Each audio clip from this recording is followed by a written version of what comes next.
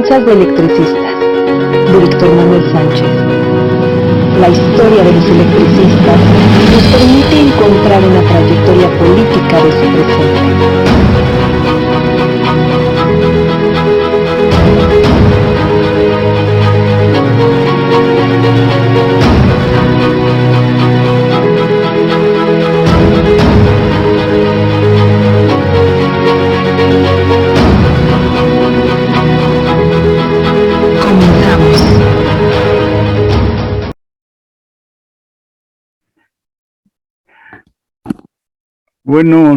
Buenas tardes, en este lunes 11 de octubre, que como todos sabemos es una fecha crítica del Sindicato Mexicano de Electricistas, porque como hemos estado comentando durante muchos años, al sindicato lo han atacado para debilitarlo políticamente.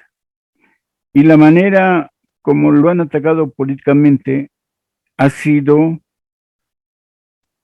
criticando e impidiendo el crecimiento, actuando en contra de la Compañía de Luz y Fuerza del Centro en su momento.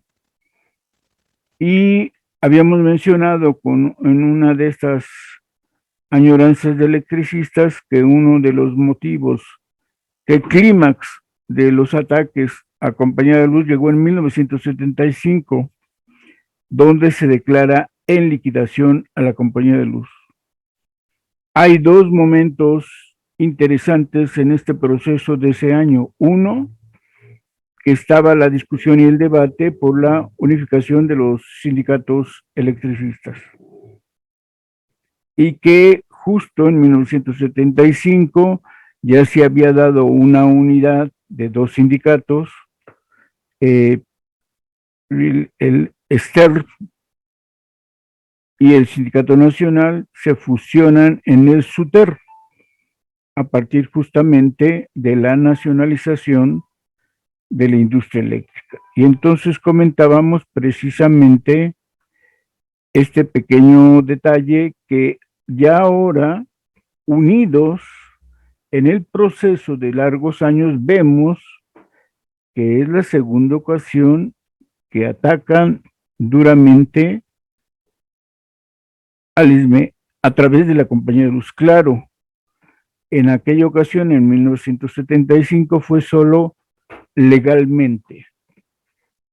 Decimos nosotros, para detener el camino de unificación democrática que ya se estaban planteando para 1975, como ustedes ya saben, existía la tendencia democrática del SUTER.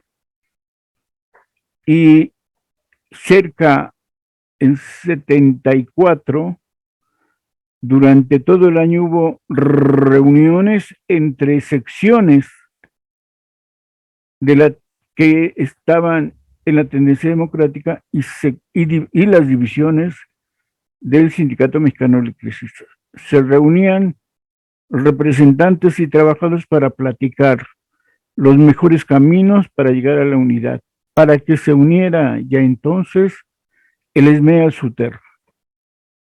Estaban buscando las formas, los modelos, las estrategias, por un lado. También lo más famoso de esa época fue que en mayo de 1975, el ESME, para el desfile pues, del 1 de mayo, el ESME queda de acuerdo con su dirigente Rafael Galván y con los secretarios que estaban en algunas secciones estatales del SUTER, que querían participar en el 1 de mayo, pero que sabían que se los iban a impedir. El acuerdo fue entonces que al marchar el ESME a la mitad de los contingentes del Sindicato Mexicano de Electricistas, toda la tendencia democrática se iba a colocar. Enseguida que se colocara la tendencia democrática, continuaba la otra mitad del ESME, de tal manera que se hizo un supercontingente de electricistas. Y como les me acostumbra, lo que ya sabemos, como acostumbra, gritos, canciones, risas, porras, consignas de esas de que no brinques charro, o de esas que se detiene el contingente y van a ir gritando, corriendo a toda velocidad, ese puño sí se ve. Entonces, el contingente más numeroso de ese 1 de mayo de 1975, el contingente más brillante, vivo, tenaz, simpático, diríamos, fueron los electricistas. Y una de las cosas que le molestó mucho al presidente es que cuando ese contingente cruza enfrente de Palacio Nacional, un buen rato, ese contingente numeroso gritaba y pasaba enfrente del balcón: este puño sí se ve, este puño sí se ve. Eso, por supuesto, que fastidió al presidente de la República, a Luis Echeverría. No sabemos en qué consideración, pero queda claro que tanto la disputa que se venía dando en las secciones por aclarar quiénes serían los secretarios generales de esas secciones en el SUTER, había un acuerdo de que donde fueran mayoría los democráticos, los de Galván, en ese estado quedaría el secretario general de galvanistas, y entonces comité de vigilancia de los charros, y en ese momento de Rodríguez Alcaine, ya había fallecido Pérez Ríos. Bueno, entonces hubo secciones donde los charros empezaron a romper el acuerdo y ellos querían quedarse en todas las secciones estatales como los secretarios generales de las secciones. Y ese quebranto empezó a ocasionar muchos problemas.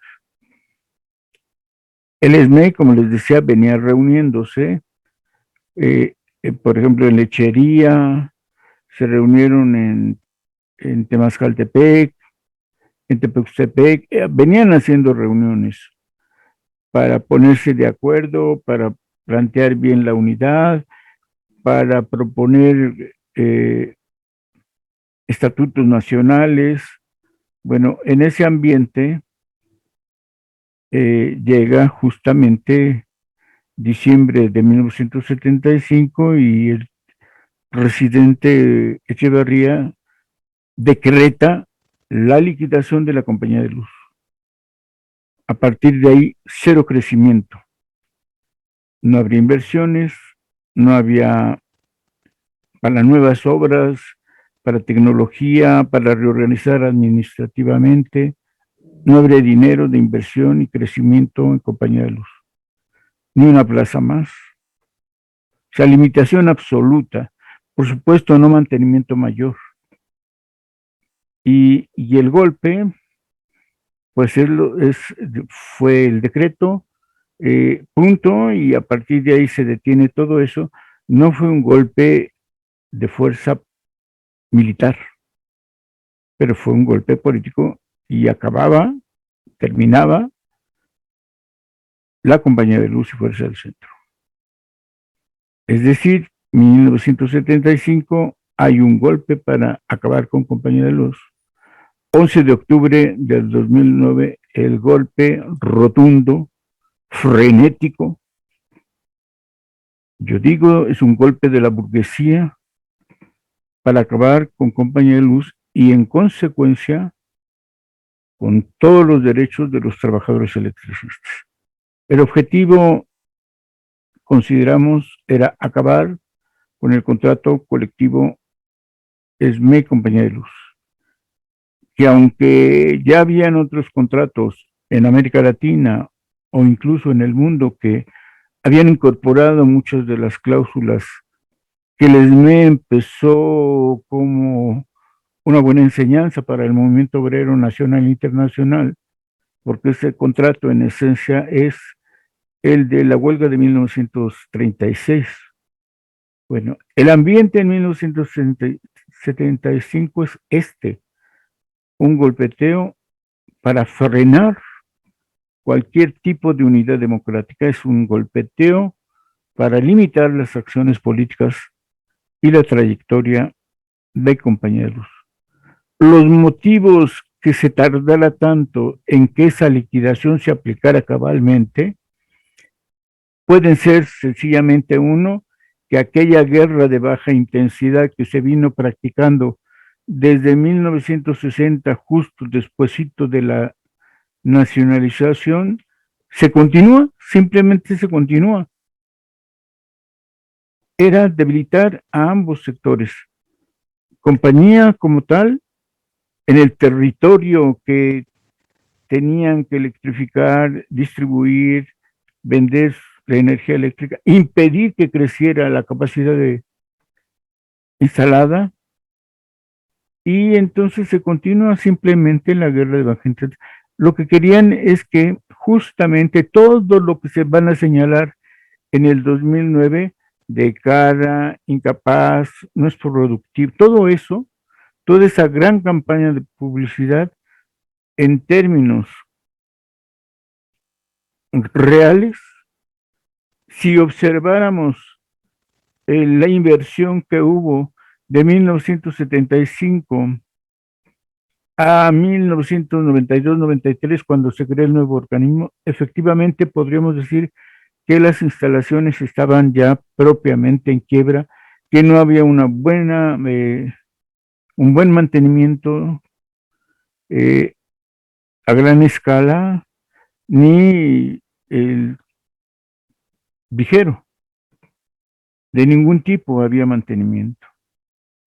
En fin, esto cuando lo ve uno en lo largo de los años es una guerra de baja intensidad propicia invadiendo zonas, arrebatando materia de trabajo, ya hemos comentado cuáles casos, y a partir de 1975 legal. Ya es legal que le invadan, ya es legal que no crezca, ya es legal todo, por decreto presidencial.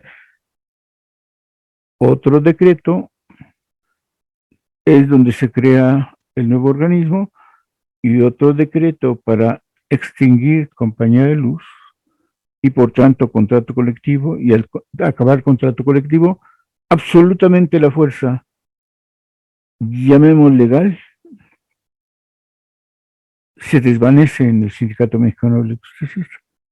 Pero bueno, hemos dicho que esto de legal, administrativo, por ley y todo eso en realidad está fundido, entremezclado la política. Bueno, hoy es un aniversario más del decreto de extensión que la burguesía instalada en el país, o sea, una burguesía industrial eléctrica, declara el golpe político contra compañía, mejor dicho, contra el Sindicato Mexicano de Electricistas. Es la moneda, ¿no? Es una moneda que tiene dos lados. Cuando golpeas uno, debilitas al otro. Punto.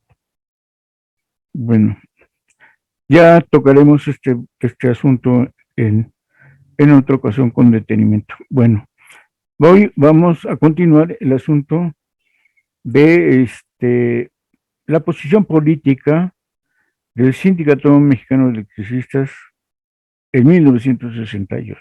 Bueno, tiene que ser siempre político. Todos los actos de una organización de trabajadores, en este caso del sindicato, son acciones políticas. La política está siempre acompañando todas las acciones, por más que se quiera decir que no.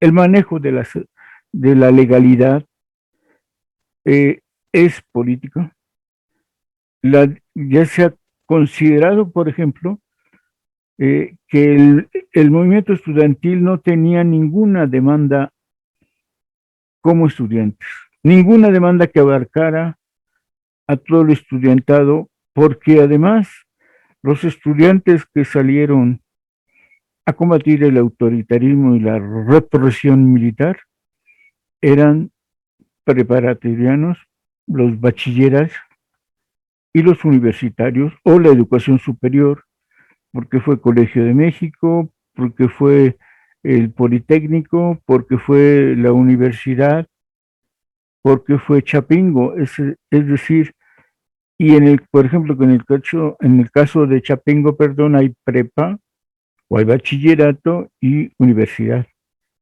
Entonces fue un movimiento de los estudiantes de educación media y media superior y superior.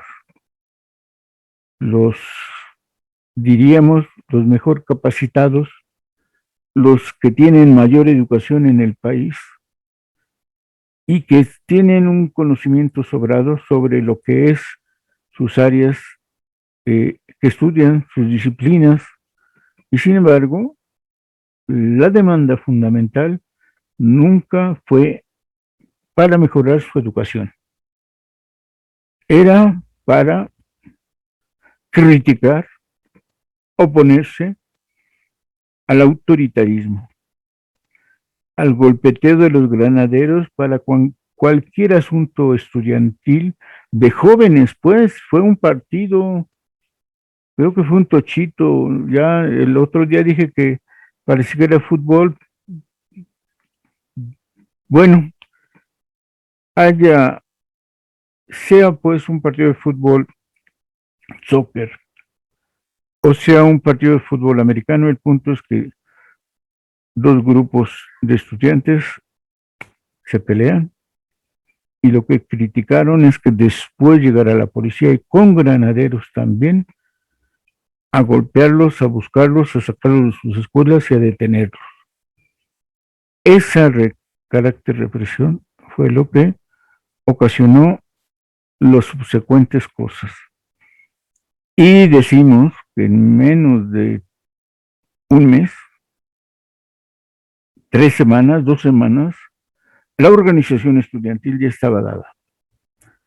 Por turnos, por escuelas, por universidades, centros superiores de estudio, Chapingo, Colmex, Poli, UNAM, y después facultades, escuelas preparatorias.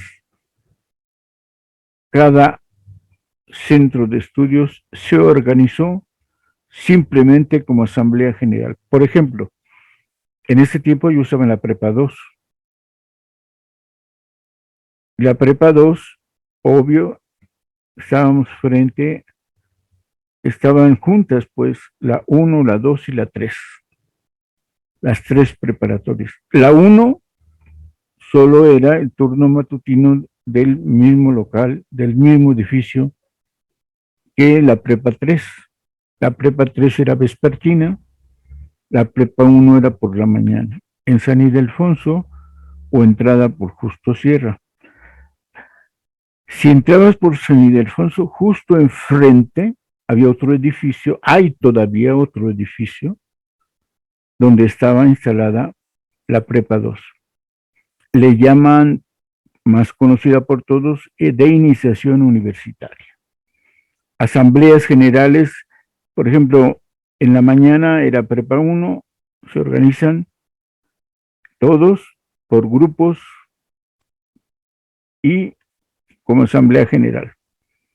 Igual la prepa 3. En nuestro caso hubo igual turno matutino, turno vespertino, dos asambleas y una donde se conjuntaban las asambleas y por grupos, por semestres.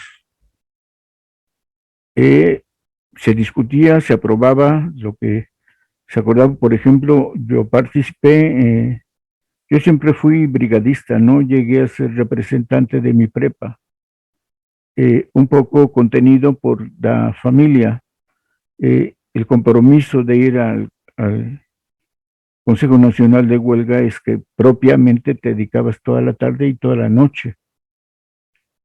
Y yo sabía que en mi casa iban a sufrir mucho, entonces me quedé yo en mi asamblea matutina con los acuerdos que se tomaba y ahí aprendí a brigadear. En el mercado Xochicalco, por ejemplo, siempre íbamos 3, 4, 5 máximo. Uno atendiendo por si llegaban los patrulleros. Otro que era el que hablaba. Un mitin relámpago, les decíamos. Si teníamos volantes, todos repartíamos volantes.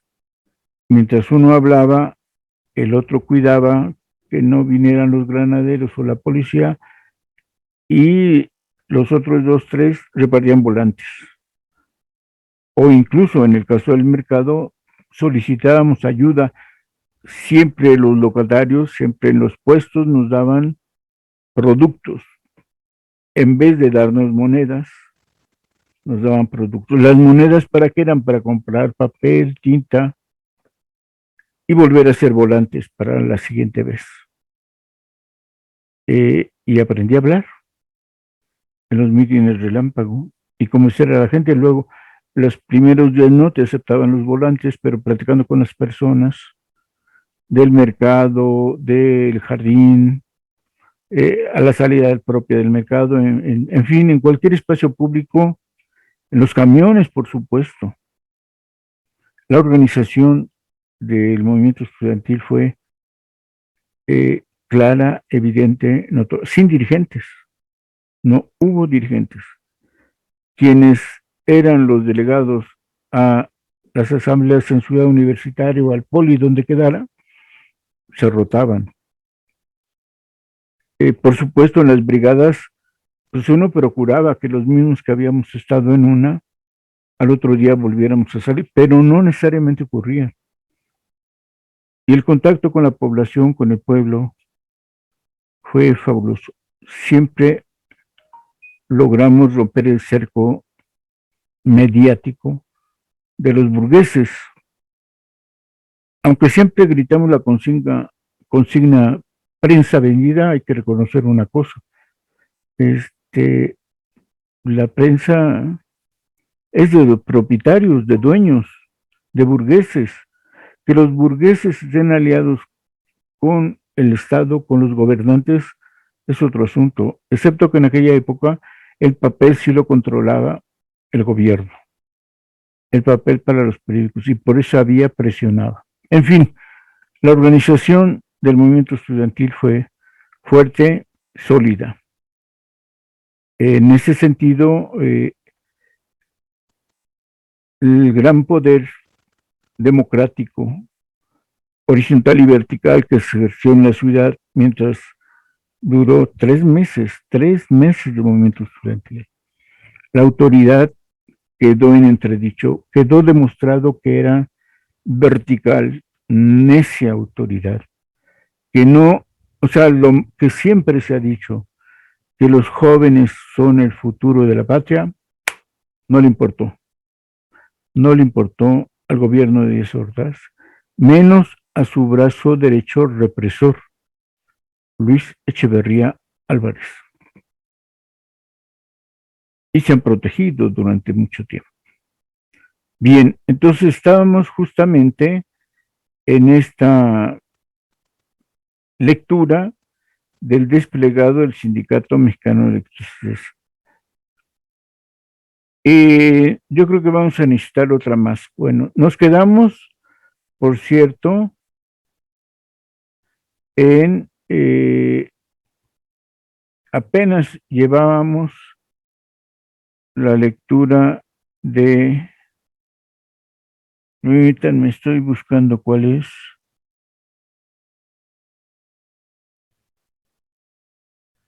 En la lectura de 3 párrafos. Para que no se me olvidara, dejé marcado este párrafo. Vamos con el siguiente, porque es importante que lo conozcan ustedes. Decíamos que en estos 3 parrafitos, la perspectiva que maneja el Comité Central en este desplegado es correcto. Si queremos primero que se respeten los derechos y las demandas y las conquistas de los trabajadores, por supuesto, que haya reparto agrario, por supuesto, que la soberanía nacional del país, soberanía económica, esté basada en las industrias estratégicas. Y vamos a ver qué sigue después.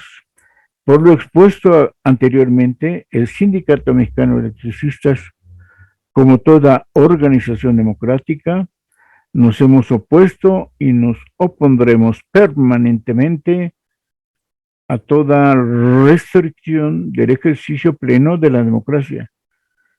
Y en estos momentos no podemos estar más en contra de cualquier tipo de represión de las libertades que han prevalecido en México.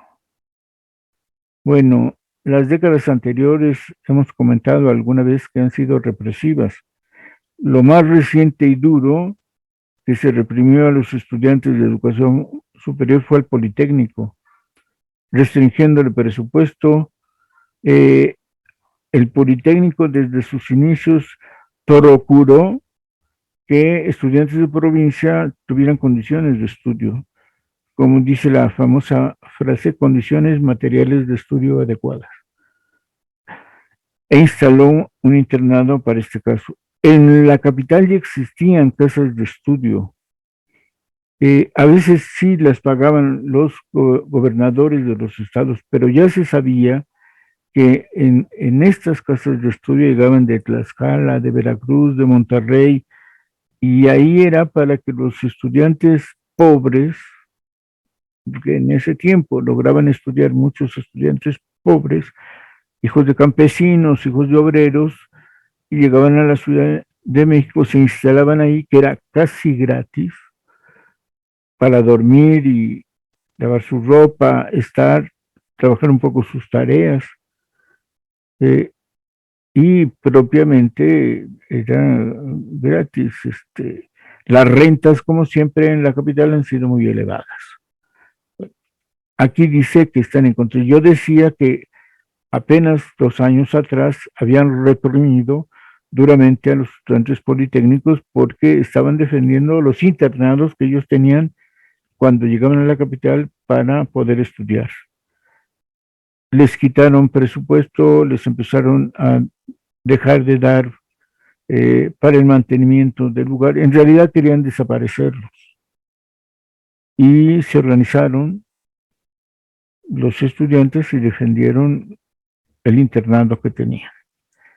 Previo a eso los golpearon, hubo lucha, fricciones, garrotazos y demás. Bueno, acá dice que el comité, el ESME, se declara en contra de todo ese tipo de actuaciones. Y no comentamos, por supuesto, la huelga ferrocarrilera de Demetrio Vallejo, la cual fue reprimida y su líder, Demetrio Vallejo, encarcelado por muchos años, o el asesinato de Rubén Jaramillo, uno de los líderes zapatistas más importantes en el estado de Morelos, que por órdenes de la presidencia los asesinaron a él, a su esposa y sus hijos. Se cuenta que la esposa estaba embarazada, entonces ese hijo de ella en su vientre, más los otros. Rubén Jaramillo asesinado. Estudiantes golpeados.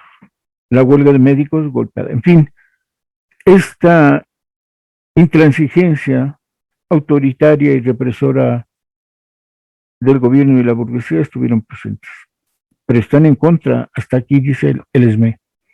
Estamos de acuerdo con los estudiantes cuando rechazan la infiltración extraña, sea cual sea su tendencia, como en el caso de la provocación de los agentes de la Agencia Central de Inteligencia, la CIA. Entonces, aquí ya hay una perversión. El gobierno comentó que la CIA estaba infiltrada en este movimiento estudiantil. Y aquí el ESME carece de ingenuidad. Bueno, tiene mucha ingenuidad. se creyó el garrito de que la CIA manejaba el movimiento. El movimiento éramos nosotros. Insisto, yo no fui representante, nunca acepté quedar por un día nombrado parte, jefe, ejecutor y observador de los acuerdos de asamblea y menos enviado al CNH. Bueno, dice esto, que trata de crear el mito que México está saturado de comunistas y que todo lo malo que sucede es culpa de ellos, de los comunistas. Todo esto para favorecer el clima de represión de cualquier expresión democrática y presionar descaradamente, de acuerdo por desgracia con políticos logreros, para intervenir en la selección del candidato presidencial que mejor sirva a sus intereses de dominación económica y política. Otro enredo. Los del PRI, sobre todo los del PRI, compuesto por diversas fuerzas políticas, se están infiltrando en el movimiento para dirigir, para encauzar, para presionar de acuerdo a sus posibles candidatos a la presidencia. Entonces, cuando no es la CIA quien va a influir en el movimiento, van a ser las corrientes partidarias en disputa por la presidencia. El diagnóstico, la valoración que tiene el gobierno es que, o la prensa, quienes difunden estas noticias, que los estudiantes no son capaces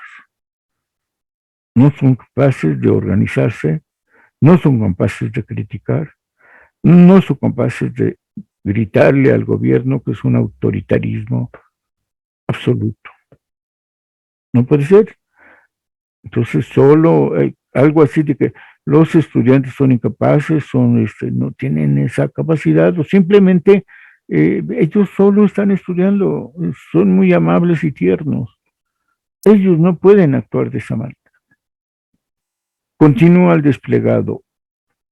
El Sindicato Mexicano de Electricistas, respetuoso de la legítima posición de no aceptar intervenciones directas de ningún tipo de organización que no sea estudiantil, está atento al desarrollo de los acontecimientos y sin sumisión ni servilismo al gobierno.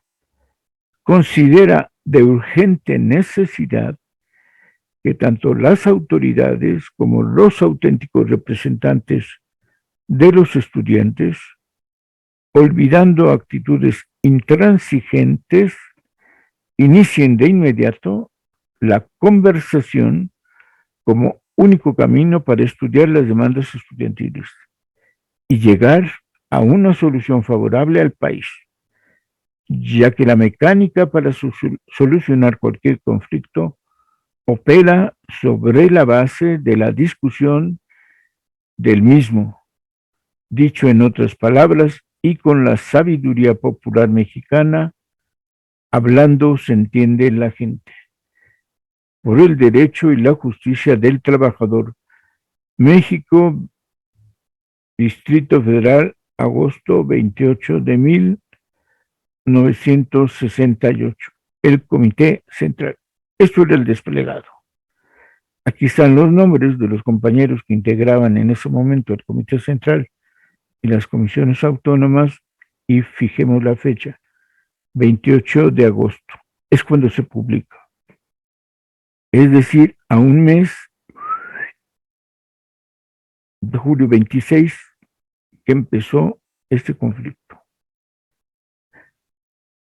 Solo los dos párrafos finales indican, para mí, error político del sindicato. No puede creer, no debe creer de verdad esos rumores que la CIA interviene que se ha calificado y que son comunistas y que todo lo que sucede en el movimiento estudiantil es de esos comunistas. Y en ese sentido, efectivamente, puede ser una oleada para encubrir al gobierno y que diga, la CIA es la que dice eso. Y en ese sentido, pues estamos esperando una actuación diferente. Ahí, ese párrafo me parece que le falta mejor capacidad crítica o le faltó en su momento al comité, a estos que estamos señalando. Y después convocar a que los estudiantes se calmen cuando desde los inicios de los primeros asambleas y propuestas se dijo que se acabe el cuerpo de granaderos porque reprime. Su función especial es reprimir y implantar el orden a garrotazos. Y que quienes ordenaron o quienes solo pudieron ordenar a la policía y a los granaderos intervenir eran los jefes. Que renuncien. O sea, y su única manera de expresar que tuvimos en el 68 fue asambleas que siempre fueron al interior de nuestras escuelas y facultades y 2, 3 marchas, cada vez con mayor número de estudiantes, para ir exigiendo lo que se fue puliendo poco a poco como demandas estudiantiles. No voy a decir los nombres que están ahí, cada cual puede hacer su valoración. No olviden la fecha, fue julio y agosto. El movimiento estudiantil cuando sale, agosto 28, a un mes exacto de los acontecimientos que ya había situaciones críticas.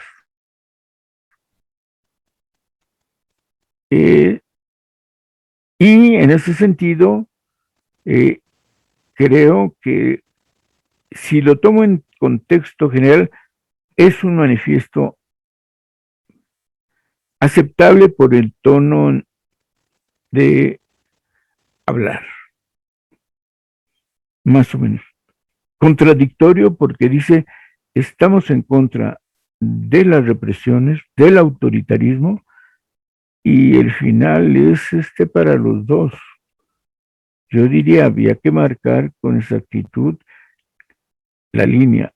Oficialmente no estaban participando, y esto sí hay que señalarlo. Muchas de las brigadas estudiantiles fuimos a los centros de trabajo del ESME.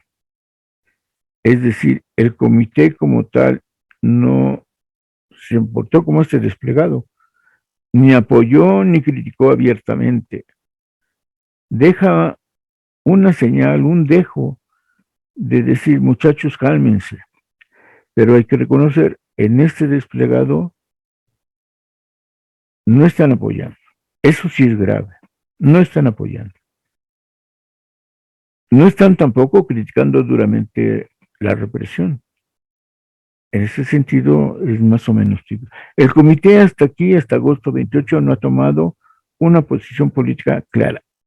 Tibia es, pero, y esto es lo importante, con seguridad, muchos electricistas, muchos obreros, muchos empleados tenían a sus hijos en la UNAM, en el Poli, en Chapingo, y por supuesto iban a buscar apoyo a los centros de trabajo, por ejemplo, del ESME. Y los centros de trabajo de Compañía de Luz son en todos lados. Las sucursales, por ejemplo, en cables subterráneos Bolívar, en líneas aéreas Aragón o en el Águila, en fin, eh, obvio que cada estudiante o sus hijos que están ahí saben dónde está su papá y pueden acudir a informar, a hacer mítines, a repartir volantes y que los trabajadores en lo particular, y quizá había que aclarar eso, pero tenían una opción, actuar como grupos políticos tal como estaban, no son la representación del sindicato, ya lo sabemos, pero trabajadores padres, madres, secretarias, maestras, lo que fuere, estuvieron apoyando el movimiento estudiantil, no oficialmente. Y en ese sentido, sí habría que saber si me diera tiempo, pero no puedo salir al sindicato y checar las asambleas para saber si oficialmente hubo. Abuelo de pájaro, digo que no hubo asamblea, ni una sola, para discutir sobre el movimiento estudiantil. Entonces queda solo la expresión de estos manifiestos y revisar las páginas de Lux, cosa que es donde me estoy dedicando a ver. Entonces hay una situación que muchos estudiantes acudieron a informar, a hacer mítines, a repartir volantes en centros de trabajo de Compañía de Luz, ¿no? En Xochimilco, en Tlalpan, en Oriente por Ixtapalapa, las fábricas de postes, las subestaciones, en muchos lugares, tanto porque los estudiantes se movilizaron por todos lados, como porque algunos tenían padres o sus madres trabajando en Compañía de Luz. Brigadas, por supuesto, llegaron tanto a Antonio Caso como a la esquina de Mariano Escobedo y Marina Nacional, a las oficinas centrales. Fue una movilización generalizada y que incluso, insisto, aun cuando llegaron a Antonio Caso, si bien no lo recibieron formalmente para asumir una posición política del comité, sí acudieron y sí repartieron volantes y sí les apoyaban con dinero o con papel para que tuvieran el material suficiente y seguir haciendo volantes. Seguir soportando, por ejemplo, una parte buena de lo que se recuperaba en botes era para tener una cocina en las escuelas, en las facultades. O sea, muchos brigadistas se la pasaban todo el día en la universidad, por ejemplo, y la capacidad del movimiento económicamente fue tal que todos pudimos estar alimentados si lo necesitábamos. Bien, el segundo documento oficial en otro desplegado ocurrió, este es el que les estoy enseñando, salió publicado el 9 de septiembre, igual por el Comité Central y las comisiones autónomas. Esto fue, como dice el título, glosa del Sindicato Mexicano de Electricistas al cuarto informe presidencial.